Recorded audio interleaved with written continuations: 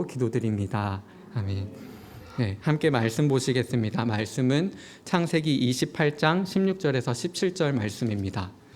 창세기 28장 16절에서 17절 말씀입니다.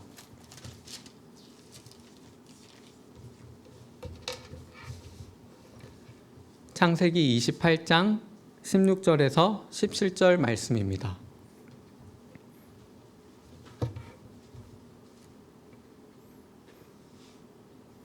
네, 다 찾으셨으면 한 목소리로 같이 읽겠습니다. 야곱이 잠이 깨어 이르되 여호와께서 과연 여기 계시거늘 내가 알지 못하였도다.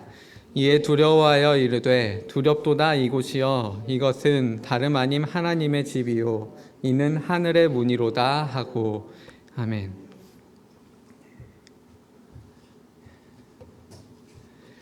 세상이 혼란해지고 천재지변이나 전염병 등이 발생하면 사람들은 신을 찾기 시작합니다. 세상에 큰일이 발생하면 사람들은 신을 찾습니다. 신의 도움을 구하기 위해서 신을 찾는 소리가 커지기도 하지만 신을 조롱하는 소리도 함께 커집니다. 특히 교회가 어려움을 당하게 되거나 교회 안에 무슨 큰 문제가 발생하는 것을 보면 사람들이 교회를 비웃습니다.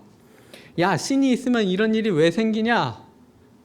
야, 코로나가 퍼지는 거 보니까 하나님이 안 계시나 보다. 이런 소리들을 하는 것입니다. 사실 더 심한 소리들이 많은데 차마 이곳에서 말을 하지를 못하겠습니다. 시편 기자가 어리석은 사람은 마음에 이르기를 하나님이 없다 하는도다 라고 얘기했는데 요즘 들어보면 어리석은 사람들이 점점 더 많아지는 것 같습니다. 이게 제 착각인지 아닌지 잘 모르겠습니다. 세상 사람들만 그런 것은 아닙니다. 교회 안에 성도들도 어려운 일이 닥치게 되면 질문을 던집니다. 나의 하나님 어디에 계십니까? 라고 질문을 던집니다. 저는 오늘 이런 연락도 받았습니다. 내일 고려대학교에서 진행되는 포럼이 있다는 연락을 받았는데 옥스포드대에서 오신 한 강사님이 진행하는 포럼이었습니다. 근데 그 포럼의 주제가 뭔지 아십니까? 그 포럼의 주제는 코로나 바이러스 세상 하나님은 어디에 계실까?입니다. 보이지 않으시는 하나님이 침묵하고 계시는 것 같을 때 사람들이 이런 질문을 던지기 시작하는 것 같습니다. 그런데 사실 우리에게 중요한 문제는 하나님의 존재의 문제가 아니고 하나님의 임재의 문제입니다. 하나님이 존재하신다는 걸 의심하는 성도분들은 거의 없습니다. 사실 하나님이 계시냐 안 계시냐라는 말을 가지고 논쟁하는 것은 교회 안에서는 우스꽝스러운 일입니다. 그러나 하나님의 임재를 의식하고 있는가? 라는 질문을 던지면 이 질문에는 조금 대답이 망설여집니다. 왜냐하면 하나님의 임재를 믿는다고 말하면서도 정말로 그렇다고 생각하는 사람들은 많은 것 같지 않기 때문입니다. 그러나 하나님은 우리에게 분명히 약속하셨었습니다. 내가 세상 끝날까지 너희와 항상 함께 있으리라. 그러니까 이 문제는 결코 가벼운 문제는 아닙니다. 오늘 야곱도 마찬가지입니다. 야곱은 굉장한 어려움에 처해 있습니다. 어려움 속에서 오늘 야곱은 하나님의 임재를 의식하는 그런 사건을 경험하게 됩니다. 오늘 우리 함께 이 야곱의 이야기를 살펴보면서 더욱 하나님의 임재를 의식하고 더욱 하나님을 사랑하며 하나님께로 더 가까이 나아가게 되는 귀한 성도분들 그리고 제가 되기를 진심으로 바랍니다. 오늘 본문의 이야기는 야곱이 도망가다가 겪은 일을 보여주고 있습니다. 말씀을 다 읽기에는 좀 긴 것 같아서 2절만 읽었지만 오늘 말씀은 10절에서부터 시작합니다. 야곱이 아버지 이삭을 속이고 형 에서의 복을 빼앗아서 도망가는 중에 있었던 일입니다. 에서가 화가 많이 나서 동생을 쫓아오고 있습니다. 동생을 죽이려고 쫓아오고 있습니다. 에서가 너무 무서우니까 야곱이 지금 도망가고 있습니다. 야곱이 어디로 도망갈까요? 야곱의 부모인 이삭과 리브가는 야곱에게 밧단 아람으로 도망가라고 했습니다. 28장 2절에서 이렇게 얘기합니다. 일어나 밧단 아람으로 가라. 이삭이 야곱에게 이렇게 얘기했습니다. 5절에서도 얘기합니다. 야곱이 밧단 아람으로 갔다. 6절도 얘기합니다. 이삭이 야곱에게 축복하고 그를 밧단 아람으로 보내어. 7절에서도 얘기합니다. 야곱이 부모의 명을 따라 밧단 아람으로 갔다. 그러니까 야곱이 지금 어디를 향해 가고 있습니까? 밧단 아람으로 가고 있습니다. 밧단 아람이 목적지입니다. 사랑하는 성도 여러분, 제가 야곱이 도망치는 곳이 바단 아람이다라는 사실을 강조하는 이유가 왜 강조하고 있을까요? 제가 이 사실을 강조하는 이유는 오늘 본문 10절에서 이 이야기를 시작할 때 야곱이 도망치는 곳이 바단 아람이라고 얘기를 하지 않기 때문입니다. 오늘 본문 시작 부분인 이야기의 시작 부분인 10절 말씀에서는 이렇게 얘기하고 있습니다. 야곱이 브엘세바에서 떠나 하란으로 향하여 가더니, 야곱이 어디로 가고 있다고 합니까? 하란으로 가고 있다고 합니다. 바단 아람이 아니고 하란입니다. 왜 갑자기 바단 아람이 하란이 되었을까요? 야곱이 자기가 도망치는 곳을 에서한테 들킨 것 같으니까 목적지를 바꾼 것일까요? 사실 바단 아람과 하란은 다른 장소가 아닙니다. 같은 장소입니다. 야곱의 목적지는 바뀌지 않았습니다.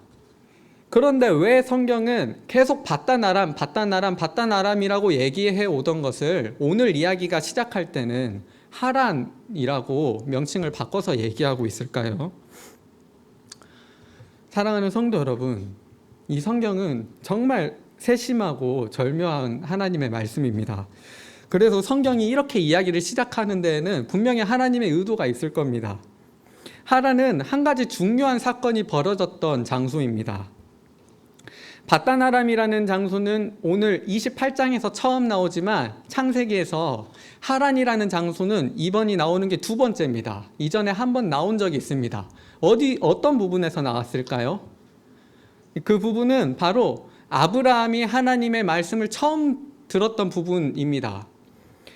아브라함이 하나님의 말씀을 하란에서 처음 듣습니다. 하란에서 아브라함이 부르심을 받습니다. 그 말씀이 어떤 말씀인지 제가 한번 읽어드리는 게 좋을 것 같습니다. 왜냐하면 오늘 야곱도 아브라함이 들었던 그 말씀과 똑같은 말씀을 들을 것이기 때문입니다. 창세기 12장 1절에서 3절 말씀입니다. 제가 읽어드리겠습니다. 여호와께서 아브라함에게 이르시되 너는 너의 고향과 친척과 아버지의 집을 떠나 내가 내게 보여줄 땅으로 가라.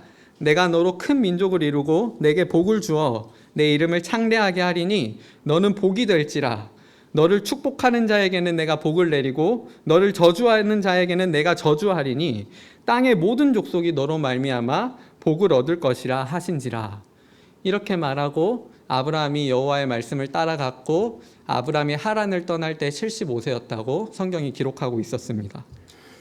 그러니까 아브라함이 처음으로 여호와의 말씀을 들었던 장소가 하란입니다. 그리고 나서 두 번째로 이 하란이라는 장소가 오늘 이야기가 시작하는 부분에서 나오고 있습니다.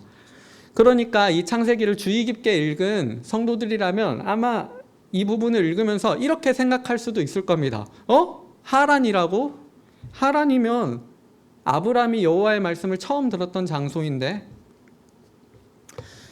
우리가 아브라함이 겪었던 사건을 떠올릴 수 있도록 일부러 성경이 이렇게 기록하고 있는 것처럼 느껴진다는 말입니다. 물론 성경을 한 구절만 가지고 이렇게 이리저리 생각하는 건 위험할 수 있습니다. 그렇지만 우리는 오늘 본문 이야기를 읽어나가면서 이게 아브라함의 이야기와 겹쳐진다는 것을 발견하게 될 것입니다. 야곱이 하란으로 가다가 어느 땅에 이르렀습니다. 이곳이 어디입니까? 성경은 이곳의 이름을 아직은 알려주고 싶지 않은 것 같습니다. 그래서 성경은 이곳의 이름을 얘기하지 않고 그 장소의 이름을 숨기고 있습니다. 그냥 그 장소를 한 곳, 거기, 그곳이라고 얘기할 뿐입니다. 11절에서 이렇게 얘기하고 있습니다.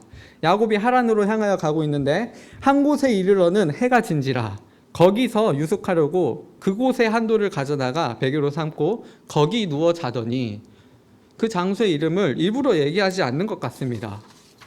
그 곳의 정체는 곧 드러날 것이기 때문입니다. 거기서 야곱이 잠들었습니다. 그리고 꿈속에서 한 장면을 보게 됩니다. 어떤 장면입니까? 꿈속에서 사닥다리가 땅 위에 서 있었습니다. 그런데 이 사닥다리가 보통 사닥다리가 아닙니다. 하늘까지 닿아 있는 그런 사닥다리입니다. 그리고 이 사닥다리에는 하나님의 사자들이 오르락 내리락 하고 있었습니다. 참 신기한 장면입니다. 그렇지 않습니까? 그리고 야곱은 그 위에 서 계신 분을 봅니다. 그 위에 누가 서 계셨습니까?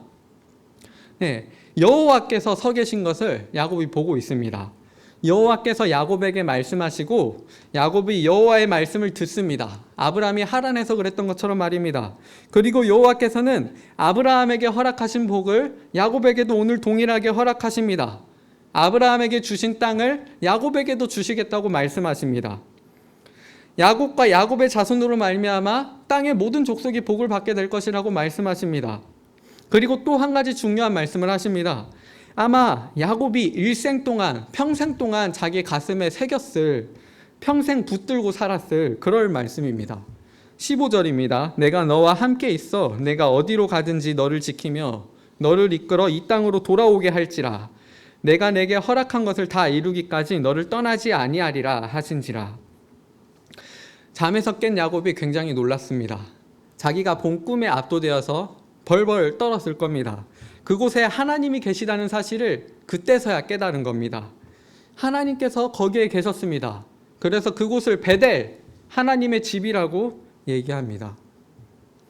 이런 야곱의 모습은 오늘날 사람들의 모습과도 비슷해 보입니다.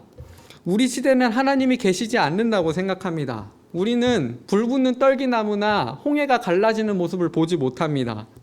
인간의 몸을 입으신 하나님의 아들도 이 세상에는 계시지 않습니다. 만물이 피곤한 세상에서 사람들은 땅의 것들을 생각하며 살아갑니다. 하늘에 이르는 문도, 하늘에 이르는 사닥다리도 우리 눈앞에는 존재하지 않습니다. 그래서 하나님이 없다고 생각하는 사람들이 세상에는 엄청나게 많습니다. 야곱도 꿈을 꾸기 전까지는 비슷했는지도 모릅니다. 야곱이 얘기합니다. 여호와께서 과연 여기 계시거늘 내가 알지 못하였도다. 하나님은 항상 그곳에 계셨습니다. 하나님은 야곱에게서 멀리 떨어져 계시지 않으셨습니다. 그러나 그때까지 하나님을 야곱은 모르고 살았습니다. 하나님의 임재를 생각하지 못했습니다. 오늘날 수많은 사람들도 마찬가지입니다. 많은 사람들이 하나님의 임재를 의식하지 못한 채 살아갑니다. 하나님은 항상 계셨습니다. 하늘에 계시는 하나님은 우리와 함께 하시는 하나님이십니다. 하나님이 여기 계시지만 하나님의 임재를 보지 못하는 것입니다. 하나님의 임재를 의식한 야곱은 어떻게 반응합니까? 야곱이 말합니다. 두렵도다 이곳이여. 하나님의 집을 발견한 야곱은 그렇게 말합니다. 두렵도다 이곳이여. 그러나 오늘날 많은 사람들은 심지어 교회에서조차도 이런 감정을 느끼지 못합니다. 경외심이 없고 우리를 두렵게 하시는 하나님의 임재를 생각하지 못합니다. 경외심을 느끼는 사람은 교회가 지루하다고 불평하지 않을 것입니다. 하나님의 임재를 의식하는 일은 우리의 고민이나 두려움을 한 번에 없애주는 일은 아닙니다. 야곱의 꿈은 야곱의 문제를 해결해 주지는 않았습니다. 에서가 두려워서 도망쳤던 야곱은 꿈에서 깨어 일어난 후에도 계속 도망쳐야 했습니다. 두려움이 사라지는 것이 아니라 오히려 꿈은 차원이 다른 두려움을 가지고 왔습니다. 하나님이 함께 하신다는 것을 의식하는 순간부터 야곱은 자기의 영혼을 위해서 계속 싸워야 했습니다. 이 싸움은 야곱이 죽을 때까지 계속되는 싸움입니다. 이 싸움은 우리를 두렵게 하시는 하나님께로 나아가는 싸움입니다. 하나님께로 더 가까이 가려고 하는 그런 싸움입니다. 땅에서 살면서 하늘의 것을 생각하는 그런 싸움입니다. 다른 사람을 속이고 많은 재물을 얻으려고 하고 욕심을 따라 살았던 그런 야곱에게 하나님께서는 자신을 보여주셨습니다. 하나님을 생각하지 못하고 이 땅의 것들만 생각하면서 살았던 야곱에게 하나님은 하늘로 이르는 사닥다리를 보여주셨습니다. 하나님의 임재를 의식했을 때 야곱은 그래서 자기 인생을 두고 고민해야 했습니다. 사랑하는 성도 여러분, 하나님의 임재를 의식하게 되었을 때 야곱은 어떻게 해야 합니까? 치열하게 살아왔던 이 인생은 어디에 소망을 두어야 하겠습니까? 야곱의 고민을 하나님은 외면하지 않으십니다. 하나님은 하나님의 임재를 의식하는 사람을 결코 고아처럼 버려두지 않으십니다. 도망치는 야곱에게 찾아오신 하나님께서는 야곱과 함께 하십니다. 그리고 약속을 주십니다. 내가 약속하신 대로 행하십니다. 내가 너와 함께 있어. 내가 어디로 가든지 너를 지키며 너를 떠나지 아니하리라. 야곱의 인생 전체에 주어진 하나님의 약속입니다. 하나님은 야곱을 지키시고 야곱과 항상 함께 하실 것입니다. 야곱이 어디에 있든지 말입니다. 우리 하나님은 바로 이런 분이십니다. 그는 꿈속에서 이렇게 말씀하셨습니다. 나는 아브라함의 하나님이요 이삭의 하나님이라. 그리고 그분은 이제 야곱의 하나님이 되셨습니다. 우리의 하나님은 정말로 죽은 자의 하나님이 아니라 살아있는 자의 하나님이십니다. 그래서 아브라함에게 주어졌던 약속이 야곱에게도 주어집니다. 아브라함에게 주어졌던 은혜가 야곱에게도 주어집니다. 그래서 아브라함이 그 은혜를 받아 누렸던 것처럼 야곱도 그 은혜를 받아서 누립니다.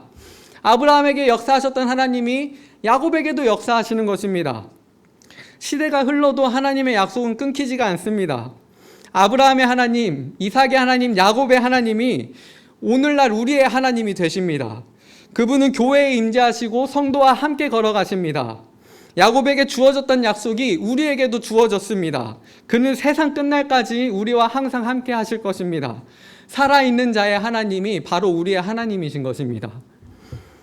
야곱은 아브라함의 하나님, 이삭의 하나님이신 하나님께서 여호와께서 자신의 하나님이 되시겠다고 말씀하셨을 때 하나님의 임재를 깨달았을 때 하나님께 서원하며 나아갔습니다.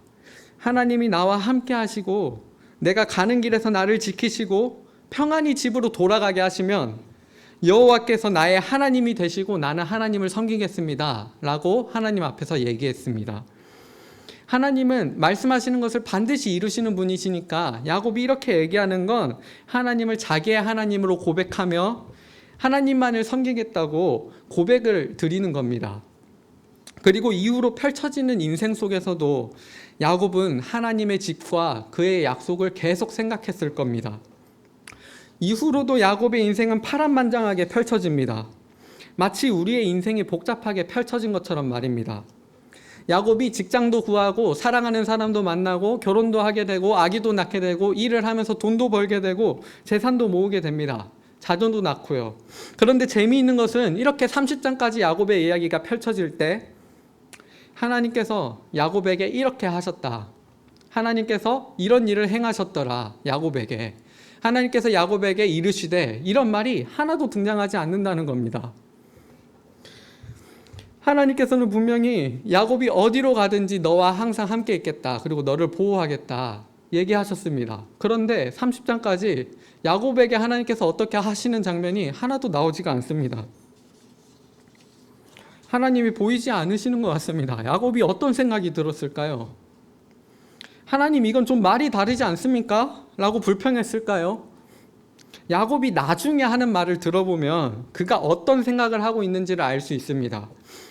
야곱은 이런 많은 일들을 겪고 나서 라반을 떠나 도망가기 전에 하나님 주신 땅으로 돌아가기 전에 아내들에게 이렇게 얘기합니다. 요즘 장인어른께서 나를 대하는 표정이 옛날 같지가 않다. 그러할지라도 하나님께서 나와 함께 계신다. 31장 5절에서 하는 말입니다. 이렇게 얘기하면서 야곱이 자기의 삶을 되돌아봅니다. 이때 야곱이 어떻게 말하는지 아십니까? 7절에서도 하나님이 나를 보호해 주셨다. 31장 8절에서도 하나님이 이렇게 말씀하셨다. 9절에서도 하나님이 이렇게 하셨다라고 고백하고 있습니다. 우리는 야곱의 말을 보면서 깨닫게 됩니다. 야곱이 인생을 혼자 살아가는 것처럼 보였지만 아니었구나. 하나님이 그 순간에 보호하셨구나. 하나님이 그 순간에 말씀하셨구나. 하나님이 그 순간에 일을 행하고 계셨구나 라는 사실을 깨닫게 되는 것입니다. 하나님의 집, 곧 베델, 베델의 하나님이 정말 야곱의 하나님이 되셨었구나 라는 사실을 말입니다. 사랑하는 성도 여러분, 하나님의 임재를 생각하며 하나님의 임재를 의식하며 사는 것이 야곱의 신앙이었습니다. 베델의 하나님을 야곱은 잊지 않았습니다. 시간이 더 많이 지나서 집에 돌아온 후에도 야곱은 하나님께 더 가까이 나아갑니다. 창세기 35장 3절에서 이렇게 얘기합니다. 우리가 일어나 베델로 올라가자. 내 환난 날에 내게 응답하시며 내가 가는 길에서 나와 함께 하신 하나님께 내가 거기서 제단을 쌓으려 하노라. 자기 인생길에서 자기와 함께 하시고 환난 날에 자기의 기도를 들으셨던 하나님께 예배하러 가고 있습니다. 베델로 올라가 하나님께 더 가까이 나아가고 있습니다. 사랑하는 성도 여러분, 베델에서 야곱이 보았던 사닥다리는 어떻게 되었을까요? 구약의 역사에서 사닥다리는 완전히 사라집니다. 오랜 시간 동안 사닥다리는 한 번도 언급되지 않습니다. 그러다가 신약 성경에서 갑자기 이 사닥다리가 다시 등장합니다. 누구를 통해서 이 사닥다리가 등장할까요? 네, 아브라함의 씨로 오신 예수님을 통해 이 사닥다리가 다시 등장합니다. 예수님께서 나다나엘이라는 사람을 만났을 때 이렇게 말씀하셨습니다. 요한복음 1장 51절입니다. 진실로 진실로 너희에게 이르노니 하늘이 열리고 하나님의 사자들이 인자 위에 오르락 내리락 하는 것을 보리라. 하늘이 열리고 하나님의 사자들이 예수님 위에 오르락 내리락 할 것입니다. 그렇게 예수님이 말씀하셨습니다. 야곱은 사닥다리에서 하나님의 사자들이 오르락 내리락 하는 것을 보았다고 얘기합니다. 그런데 예수님은 자신이 곧 그런 사닥다리라고 얘기하십니다. 누가 이런 말씀을 상상이나 할 수 있겠습니까? 예수님은 하늘과 땅을 잇는 다리이십니다. 예수님은 하나님과 사람 사이를 이어주는, 하늘에 계신 하나님과 땅에 있는 사람을 이어주는 길이십니다. 하나님의 사자들이 그분 위에서 오르락 내리락 합니다. 예수님을 통해 하늘에 계시는 하나님께서 우리 안에 임재하십니다. 사랑하는 성도 여러분, 야곱이 예수님의 그림자에 불과한 사닥다리를 보면서도 하나님의 임재를 의식했다면 실체이신 예수님을 믿는 우리는 더욱 하나님의 임재를 의식해야 되지 않겠습니까? 예수님이 우리 안에 계시고 우리가 예수님 안에 있다는 사실을 믿는다면, 그리고 그렇게 고백한다면 우리도 야곱과 같은 경외심을 가져야 하지 않겠습니까? 하나님의 임재를 깨닫고 두렵도다 이곳이여 라고 말하는 야곱처럼 우리도 하나님의 임재를 그렇게 깨달아야 하는 것 아니냐는 말입니다. 이 두려움은 겁쟁이의 두려움이나 아니면 다른 이교도들의 공포심 같은 것과는 전혀 다른 두려움입니다. 거룩하신 하나님을 사랑하고 존경하는 마음에서 나오는 거룩한 두려움입니다. 하나님의 임재를 의식하는 사람은 마땅히 하나님을 경외할 것입니다.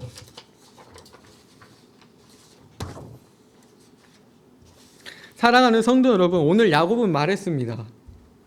여호와께서 과연 여기 계시거늘 내가 알지 못하였도다. 우리에게는 여호와께서 과연 여기에 계시는구나 하는 고백이 있습니까? 야곱은 꿈속에서 하나님의 임재를 의식하면서도 이렇게 얘기했습니다. 두렵도다 이곳이여. 꿈이 아닌 실체를 보는 우리는 거룩하신 하나님을 향한 거룩한 두려움을 품는 성도입니까? 마침내 야곱이 잠에서 깨어서 얘기했습니다. 이곳이 하나님의 집이요 하늘의 문이로다. 우리는 우리가 하나님의 집이요 하나님의 성령이 우리 안에 계시다는 사실을 깨닫고 있습니까? 그렇지 않으면 우리는 바울의 꾸중을 듣기에 마땅한 사람들인지도 모릅니다. 너희는 너희가 하나님의 성전인 것과 하나님의 성령이 너희 안에 거하시는 것을 알지 못하느냐? 사랑하는 성도 여러분, 하나님이 지금도 우리와 함께하고 계십니다. 우리 인생길에서 우리와 함께 하십니다. 그리고 환난날에 우리에게 응답하십니다. 하나님의 임재를 의식하는 성도로서 하나님을 자기 하나님으로 고백하며 나아갔던, 그리고 그렇게 살아갔던 야곱처럼 하나님의 임재를 의식하며 더 가까이 나아가기를 소망하는 그런 저와 여러분 되기를 진심으로 바랍니다. 네, 함께 찬송 부르시겠습니다. 찬송은 338장입니다. 찬송가 338장입니다.